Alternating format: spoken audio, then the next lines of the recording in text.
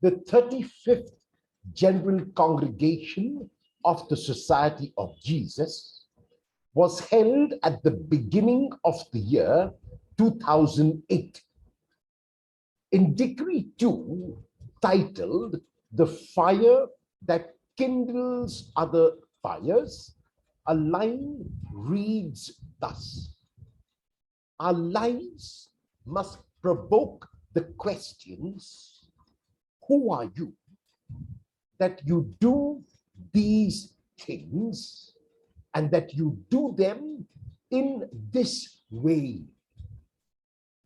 Who are you that you do these things and that you do them in this way?"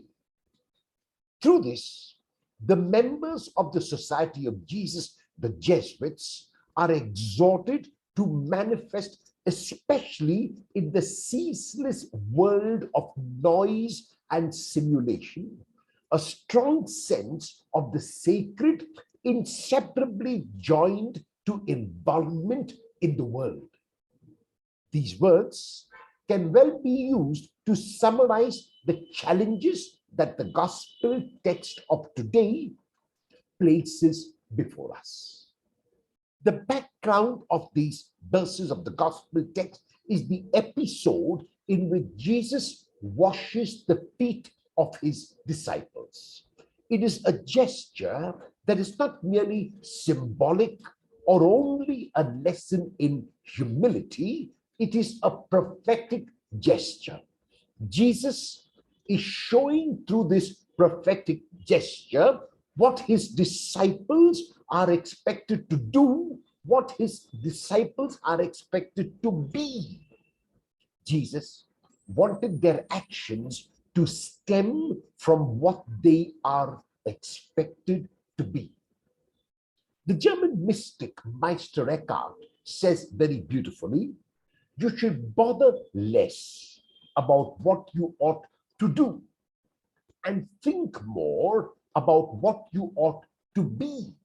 Because if your being were good, then your works would shine forth brightly."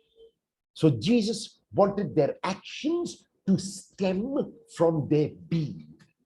Today's verses begin after Judas has gone out.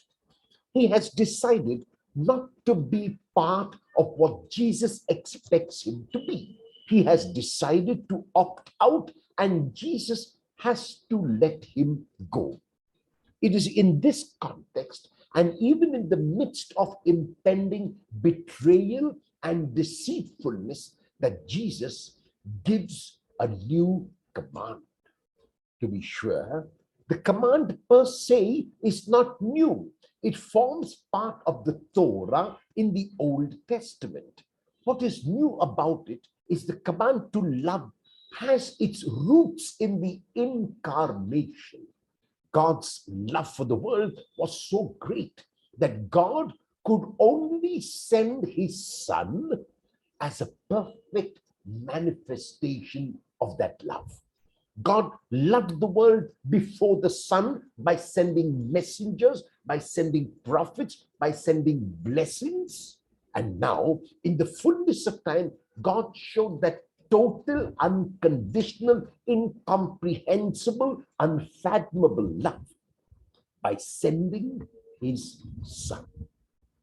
The second reading from the book of Revelation confirms this when it affirms that because of the incarnation, the dwelling of God is on earth and among us sinful human beings.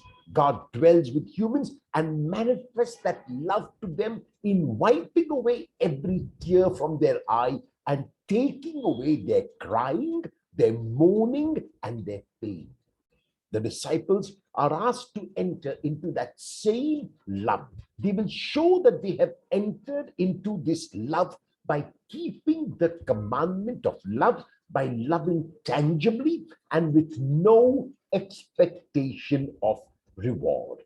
It is the sure and tangible sign of the disciples abiding in Jesus and Jesus abiding in them. This love will also be a sign to the world of who the disciples are and what they do when they do what they do.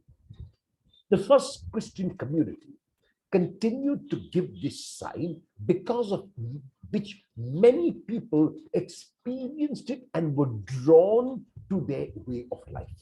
The first reading of today narrates how Paul and his companions were able to transform the lives of many, not merely because they preached the word of God verbally, but because they lived out the word that they preached.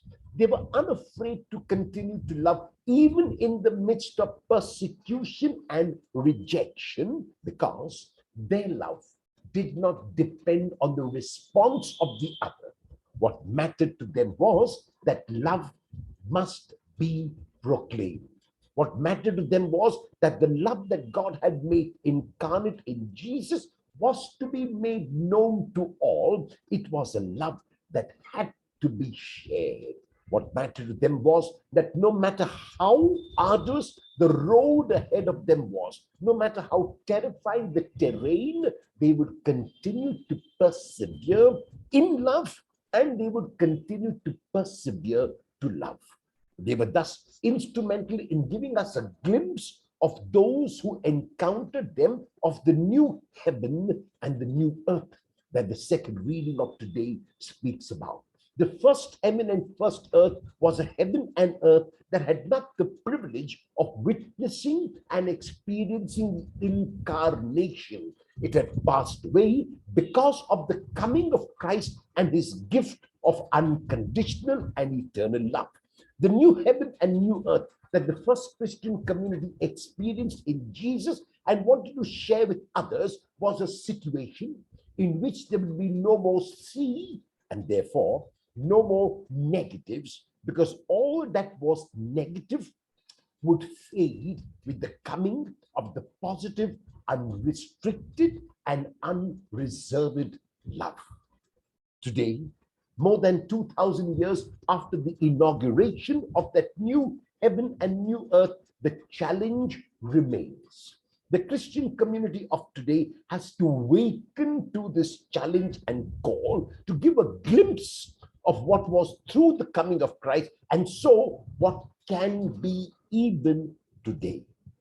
It will do this when individual members of the new community take on the responsibility of becoming Christ to those who do not yet know him or have not yet had the privilege of encountering Christ. It will do this when the community as a whole, in communion and as one, is united in that love which Jesus brought with his coming. It will do this when those who encounter any Christian today will look at them and ask about them. Who are you? That you do these things and that you do them in this way. You are so different from so many that we encounter because your love is unconditional. Your love is magnanimous. Your love keeps no record of rights or of wrongs.